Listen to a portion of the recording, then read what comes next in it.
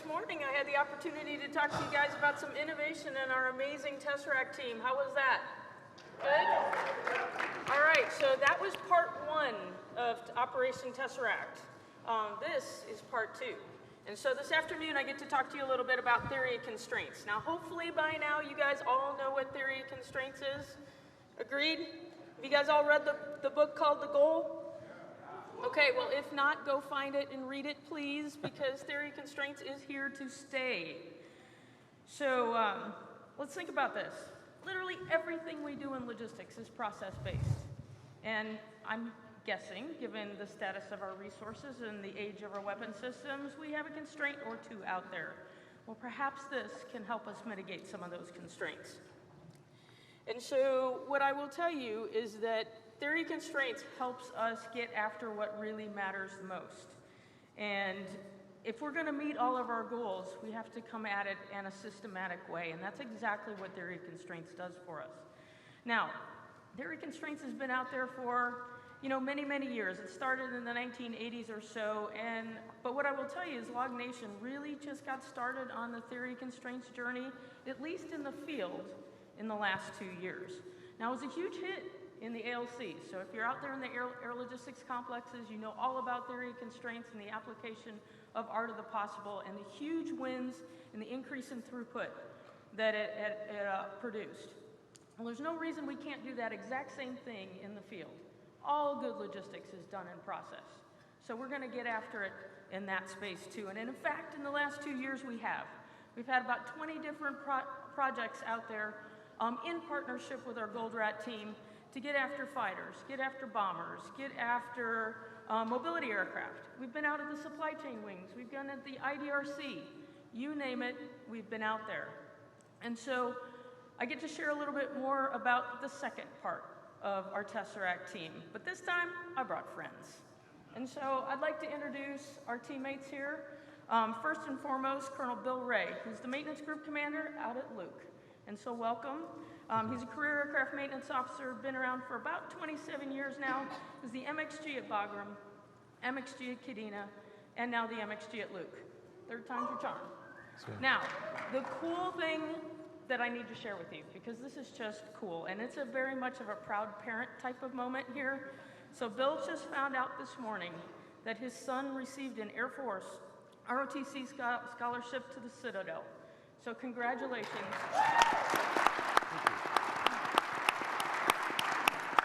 His son is going to be a 3rd-generation airman. How awesome. Very, very, very cool.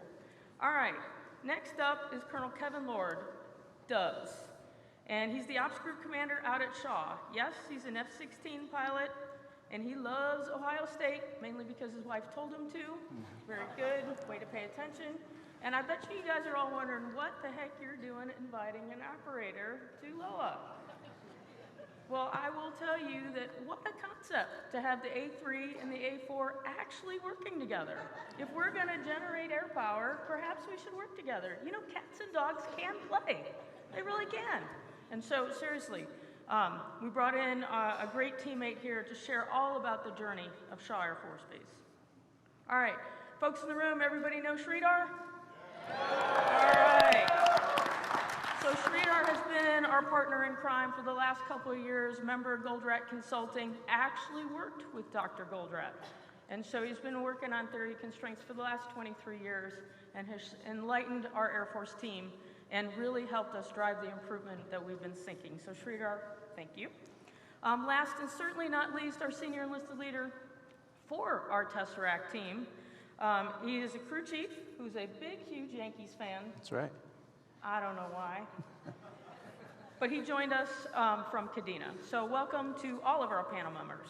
All right, so without further ado, let me get to the lineup of questions. All right, so for our 2 colonels. So Colonel Ray has applied theory of constraints at both Kadena and at Luke, and Dubs is working on this at Shaw. So gentlemen, can you give us some insight into your organizations and talk a little bit about the motivations to introduce theory of constraints? So, ma'am, at Kadena, as well as at Luke, and I think it's probably across the Air Force, we're not flying enough. Our pilots are not flying enough, and We were challenged to make CMR, when I first got to Kadena, we were challenged to make the daily flying schedule, and then we worked our way up to that with the helps of Tim Jordan, Alex Pagano, Tyler Gibson, and a whole lot of talented leaders. We started making the flying schedule regularly, and then the challenge became, all right, how do we get CMR regularly? And the same challenge exists at Luke with making PFT. We're not flying our pilots enough, and so I want to do that. I want to fly our pilots as much as they need to fly. I want them to run out of pilots before I run out of aircraft. But I don't want to do it on the backs of our airmen. I don't want to work 12-hour shifts. I want to do it 9-hour shifts rather. I want to not do it on the weekends. I want to do it in the confines of the week, and I want to be able to implement Airmen for Life. And so we've been able to do those things at 2 organizations now, leveraging theory of constraints. So. And then from my perspective, I showed up at Shaw right after the 2 years that the Shaw maintenance group had been working with Goldratt. And one of my first opportunities to interface with the maintenance group was one of the Sridhar-led joint sessions between ops and maintenance. And I mean, there was one main thing that Sridhar said. He's like, we're here to work smarter, not harder. And I'm like, yes, that sounds good. And I'm like, maintenance has spent the last 2 years trying to figure this stuff out. And I'm like, well, they've done their due diligence. It's probably our turn. Like, anyone who knows anything about fighter scheduling, it's always a house of cards. I wouldn't say it's the most efficient or the most accurate process that's ever been done. And so after seeing what maintenance had done, it just seemed right to get in on some of that. And so, and I mean, I'll echo that. And like, I've been absolutely impressed with everyone I've met from the Tesseract team and everyone I've seen here. We don't have anything like this in the ops world. And so it's super impressive to see it, and I'm very grateful for the opportunity, and I'll try not to point at my watch or talk with my hands, but it's gonna happen, so I'll sit on them. But you know, and what I would say is, it's unfortunate that like theory of constraints uses this idea of the burning platform. And why are the conditions so bad? And you have to use a term like burning platform to motivate and convince people that something different has to happen. Unfortunately, that is what is going on at Shaw, right? We had our PMAI Redux, 4th gen airplanes that are well over their service life. And then on top of that, we have the F-35 issues, which I won't get into, but I'm sure you all know what they are. And so we had increased tasking for deployments, increased absorption for new pilots because they couldn't go absorbed into the F-35s, and then reduced airplanes. And so it's like there's this massive cliff that we're going towards. And you know, and we didn't quite know exactly what was going on, but we knew enough that like there was enough change and there was enough bad things that we needed to do something. And so we were super lucky. We used wing funds to fund a Goldratt initiative, and that's what we've been doing. Okay. So clearly, you know, implementation of theory of constraints can cause significant changes within an organization, and gaining buy-in can tend to be difficult, but it's absolutely critical. So for our 2 colonels, how did you gain buy-in within your organizations? Well, we had a lot of challenges at Kadena when I first got there, and we started doing CPI initiatives, you know, to fix various processes. We read the goal. We were doing a book club every month. We read a different book, and so one month I selected that I wanted to do the goal. Tim and Major Pagano came to me on the golf course. We were getting ready to do this the book club the following day, but I was on leave that week. I was going to come in and do just the book club, and they came out and said, "Hey, so what's your plan for the goal book club tomorrow?" And I said, "Well, like we've done every other one, and I want us to understand generation processes and whatnot. You know, we're doing an exercise." And they said, "We've got a much better idea." And so they unveiled this academics and what became the groundwork for the slingshot. And so we did that the following day. They started experimenting a ton with it on the fighter side there, and met with such immediate and huge successes. I mean, a record-setting surge. You know, 3.5 days we flew 436 sorties on F-15s. I mean, these are older aircraft, 1978 to 86 model aircraft, and so it was massive. And to see those sorts of successes, I mean, success breeds success. When guys see that we're that successful, and by the way, Friday morning we were 94% FMC, did not work the weekend. It was huge, and so folks really believed that we could do. I mean, we started to feel like we were invincible. So it was easy to propagate from there. Coming to Luke. I knew what I wanted the maintenance group to look like, and so we just started with a lot of early academics. And again, I leveraged Tim, reached out to him now on the Tesseract team, and asked him, can you work Luke into the schedule? And he brought not just the Tesseract team, but the AFIT team to do education, and it has grown and breeding its own successes there at Luke now. So, well, wouldn't that be nice? Yeah. That's not fair. I'm an operator, so I could say this, right? Like we are not big on process improvement, right? That's not in our culture. We don't talk about it, and like it's a dirty word.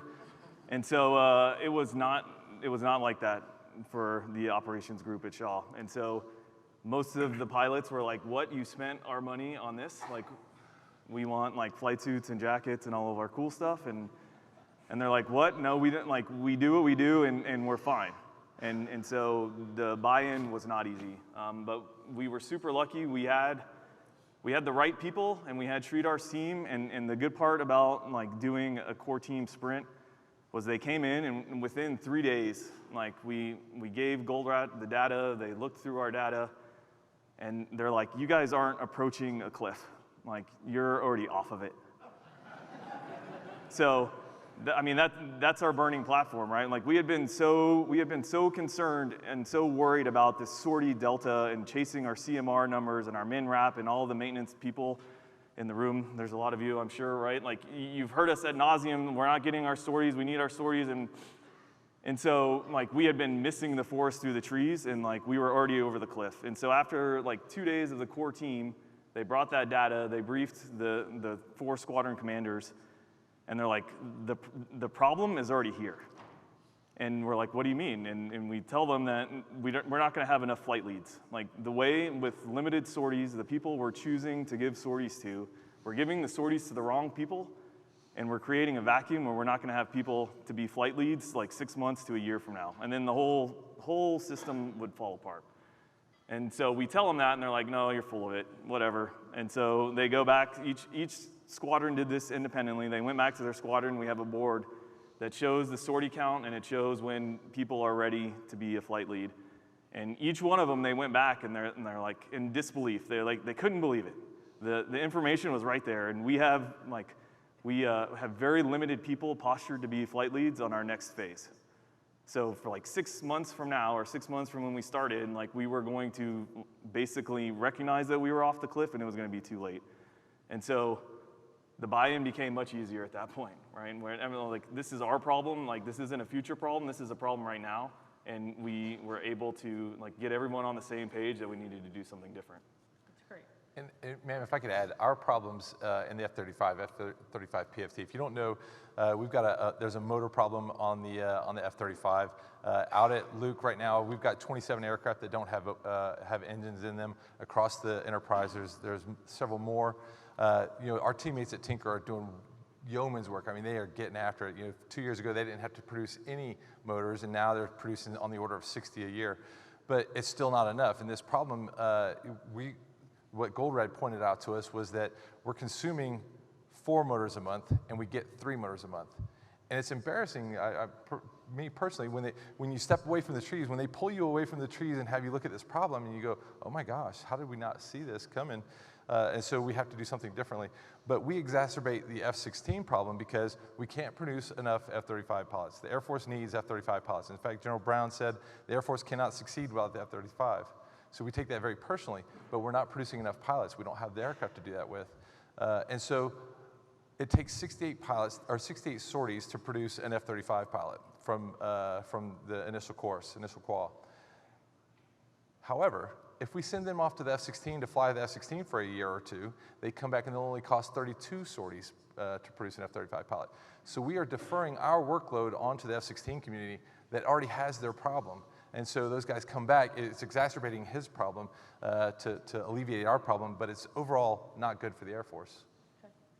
So Chief, this next one's for you. So it's one thing to get the squadron commander and the group commander and all those guys on board, but getting the production staff on board, whole nother ball of wax.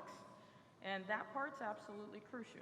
So Chief, how do you get the enlisted leaders bought in? It's a great question.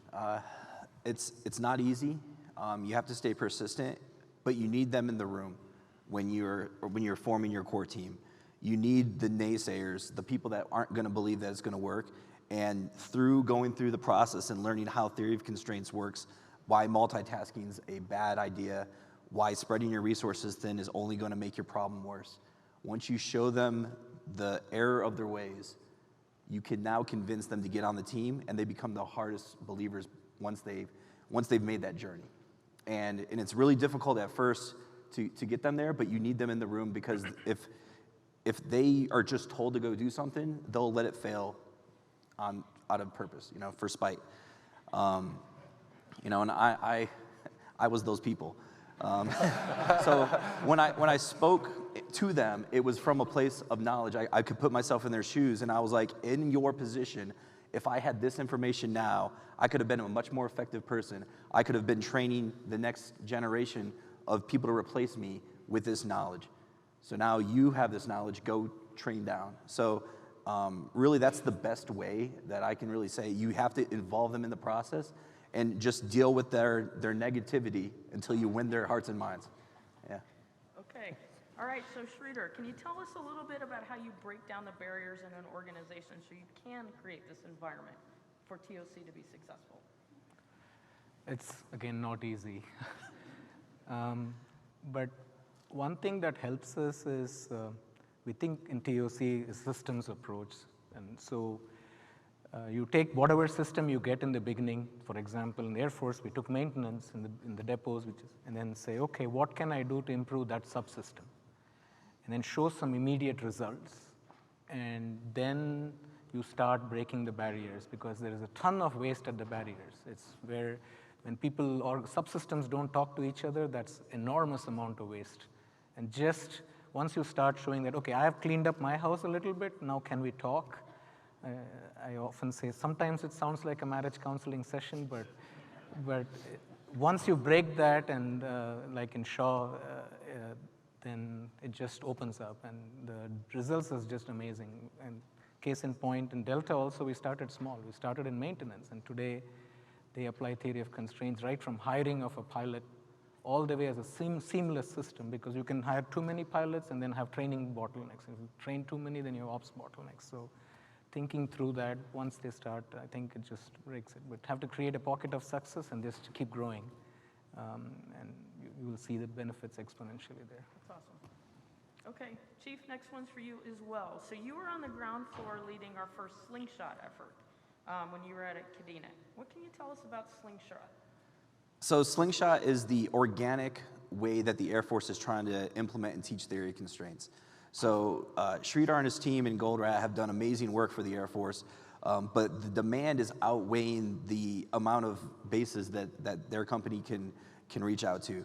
So we said if the entire Air Force and the entire A4 community specifically is going to go this direction, we need to be able to train and teach ourselves how to implement theory of constraints. So what we did is at Kadena, we talked about, we were educated in theory of constraints. We read the goal because it was in the book club. And it was mandatory. It was mandatory. And we were like, we have this education, but we aren't doing anything with it. Why aren't we using the stuff that we were taught? How do we start that process? And it just so happened that Shaw Air Force Base Maintenance Organization was going through a Goldratt-led theory of constraints initiative. So we reached out to them and said, hey, can we copy your homework? You're fighters, we're fighters, same-ish, let's go. So we got their slideshow, we had questions, we called back, we got clarification. We did some internal training to our team and said, we have support of our group commander, we're gonna execute. And we had really quick success. We messed up a lot, but we changed and we iterated as we went. So we weren't scared to fail, and we were excited to go on that new journey. With that, we said, okay, this is successful for the F-15s, but there's 135s across the base, there's E3s, there's HA-60s. They need some of this. So we can go teach them, because now we know how to do it, and we've already gone through some cases. So then, how can we go to Misawa Air Base? Let's have Kadena go over and teach Misawa how to do some stuff. So then I got hired for the Tesseract team, came up here and was implementing theory of constraints, and I said, hey, this is a lot for Kadena Air Base to try to do. Let's scale this across the Air Force. We pulled that slingshot away from Kadena, and now this is the Tesseract way to push theory constraints out and provide education and provide facilitation to any organization in our community that is ready to start this path and may need some assistance outside of what they currently have at their organization. And ma'am, can I pile on to that? Of course. And I mean, because I've sat through a couple of the TOC panels and I've heard people reference it. We talk about TOC as it's this monolith thing and Goldratt's going to come in and save the day, which it's part of it. But what's key for everyone who hasn't done it, and like the solutions that are being implemented at the bases are for the most part solutions like developed from people at the base. Yeah. Right? And so if you don't think that you could do it or that you don't have the people that are capable of doing it at your base, that's not the case. You know, and one of the most fulfilling parts that we found out of this is I took, to lead our core team, it was one of the DOs and a captain, and we're like, this is your problem, this is what you're gonna do, this is what you're gonna focus on, and that is innovation. What they came up with is innovation. Like they were given a problem, they were given protection, they were given leadership buy-in, they were given a foundation to work with Goldratt, and it's been amazing to see what they come up with. And so, you know, I just want to make sure people take away from this that someone else isn't going to come fix your problems. Like no one up here is going to have the answer that's to your problem.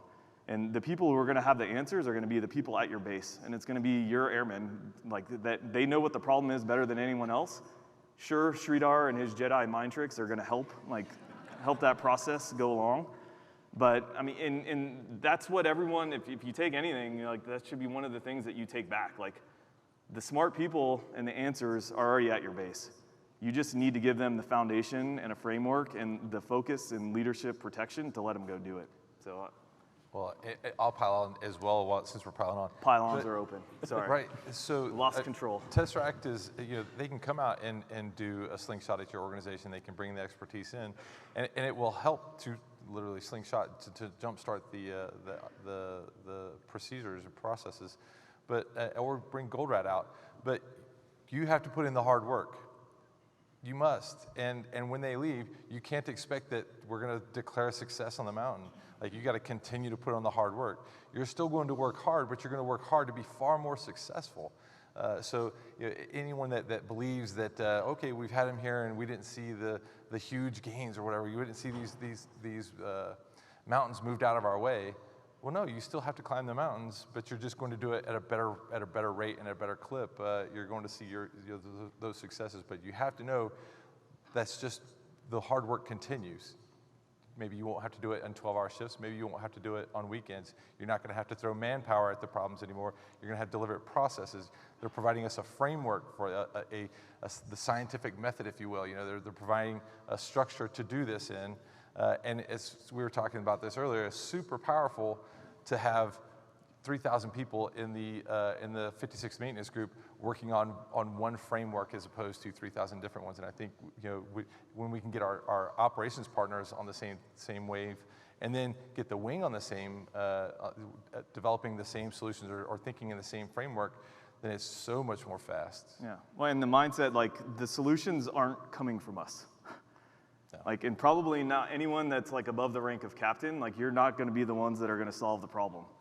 And so, you know, going back with that mindset also is like, and TOC gives you that framework to allow the people with the answers to get the backing and the validation they need to get people to listen to them, right? And that's what we found. It gave that captain who was like a captain in one of the squadrons, like I believe he's going to change how all fighter squadrons do scheduling across the CAF. And because we did TOC, because of the legitimacy, because we gave him a voice, like he's going to be able to make those changes. So. Okay, so great insights. All of our discussions thus far have been centered kind of around aircraft maintenance. And I've heard 100 times over, okay, you guys keep doing maintenance tasks. Well, okay, the flight line is the center of gravity, so okay, that's a great place to start. But this applies to literally everything that we do in the logistics enterprise. Literally, all logistics processes logistics is based on process. And if we're gonna achieve this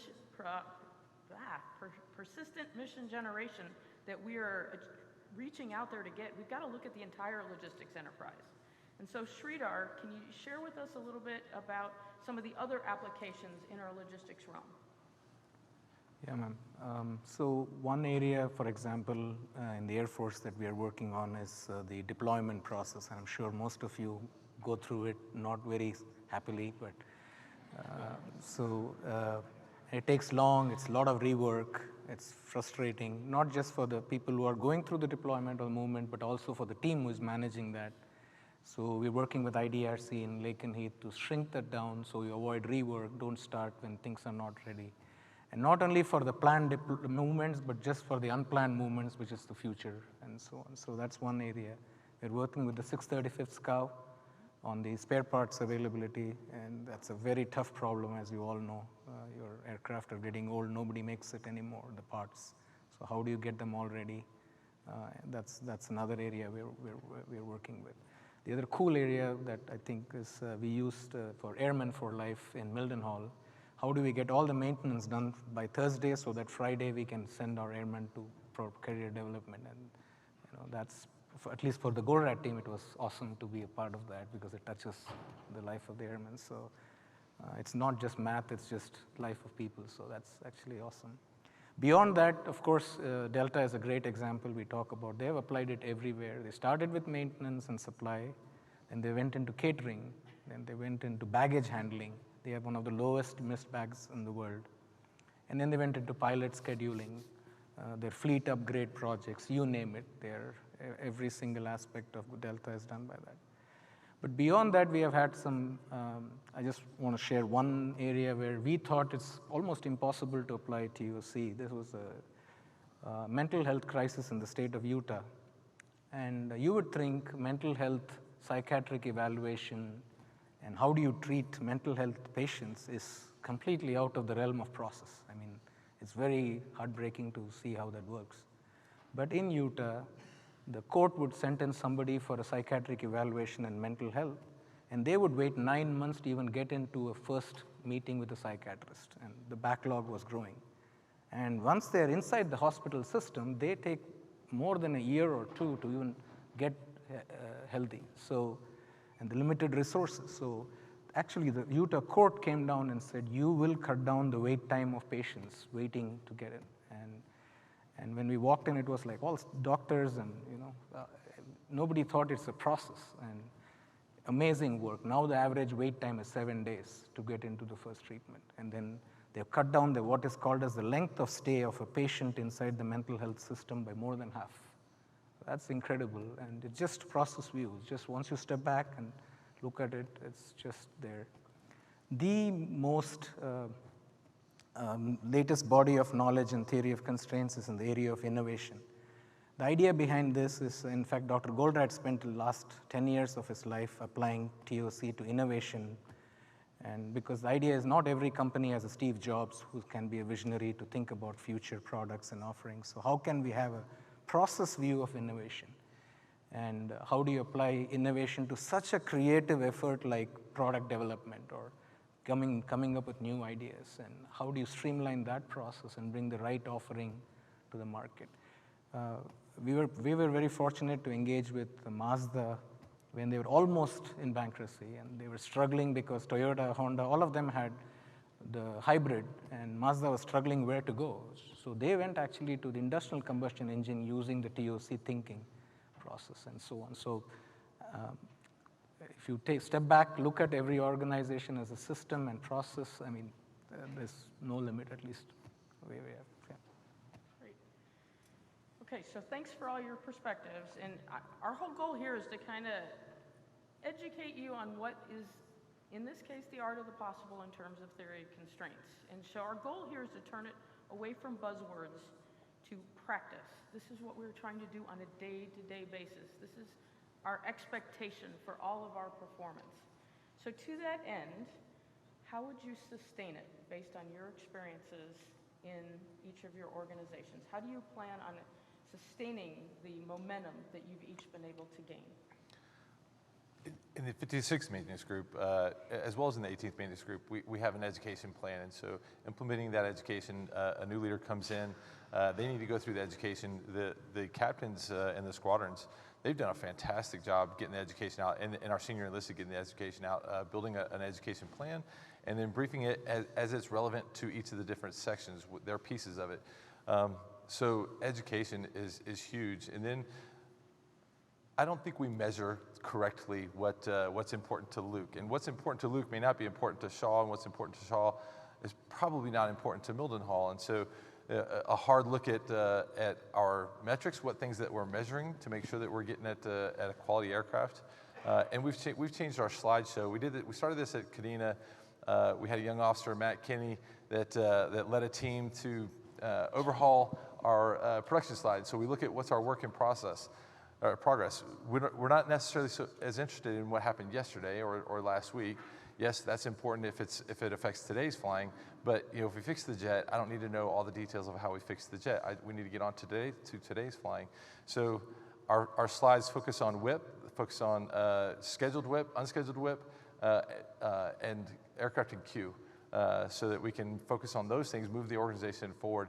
But as Vinny taught us in Kadena, it's the physical changes, making changes all around the organization that this is what we're about. This is what this organization is, what we do, those artifacts, building that site picture so people speak and talk that way in their organizations. What he said, I mean, right, like, I wish I had a better answer for it. I mean, obviously education's important, having everyone have the same vocabulary, using the same words, being on the same page, I think, but primarily, like, if it works, and if it's affecting the change we need and it's getting us the results we need, then, I mean, the most successful things are the things that there's no barriers to entry, there's no barriers to execution, so as long as it keeps working, like, I think it will be sustained. But what I hope that, at least from our organization, what I hope people take from it is that, like, process improvement is a thing, everything is a process. Like, we know when something's wrong, when we feel like something's wrong, it's worth taking the time to deep diving into that problem, like putting everything on the table and just acknowledging that we probably, if what we're doing isn't working, don't keep doing it.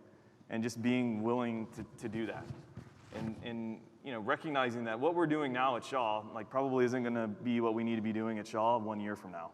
And so, how do you just get everyone on the same page of understanding that you have to understand why things are going wrong, and that's going to take time. That's going to take making sure we're talking about the right things, making sure we're using the right data, making sure we're displaying the data in the right way, all of those things. So I don't have a good answer for you other than just knowing that probably what we're doing now isn't what we're going to be doing, so how do we figure out metrics to make sure when we need to change? Sridhar, any thoughts? Sustainment is a tough nut to crack. Even in Goldratt, even Dr. Goldratt himself struggled with this. I wish I could say it's easy. We have worked with this for now nearly 30 years, and we're still trying to figure out how to sustain. And some of it is in Air Force is self-inflicted. The way you guys PCS in and out is not helping at all. So, sorry, but what we have found is over a period of time, we have put all the things together, elements to increase what we call it the shelf life of TOC. It starts with the training, it starts with putting the TTPs and the procedures in place. One big thing that organizations like Delta have done is they embed the IT tools. So the IT tools will force you to work in the TOC way. It will not let you release WIP in the system. And then, of course, metrics. Tell me how you measure me, and I'll tell you how I'll behave. So that has a huge driver. So all of these things are all key elements, but it's a tough thing. You have to constantly revisit what's the next. One of the things that Dr. Goldratt said, every situation can be substantially improved. That intuition, that motivation actually drives this to continue TOC. And that's what good organizations do, of course. Yeah. But I don't have a full answer for that. I wish I could tell you this is the secret sauce. No. Okay. Chief, any thoughts? The culture. The culture has to change. If we're going to sustain TOC, it can't be something that one base does and the other base is in line waiting to start that process. The entire maintenance and logistics culture needs to transition. And ops. Sorry. Appreciate that. Just listen to your maintainers and you're good. Touche. Crew chief. So if the culture changes and this becomes the way we do business, this is the Air Force way. It's not TOC. It's just this is what we do now, because we are always trying to improve. We use CPI when it's necessary and where we can apply it. We can use all these other tools in our toolbox, but utilizing a mindset shift. So theory of constraints, it says it's a theory because a scientist is the one that created it, but it is a way to manage differently.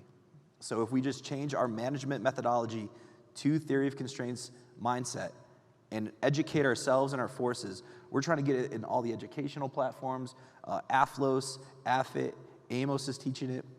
We need to get it in tech school. We're going to the Pro Super course.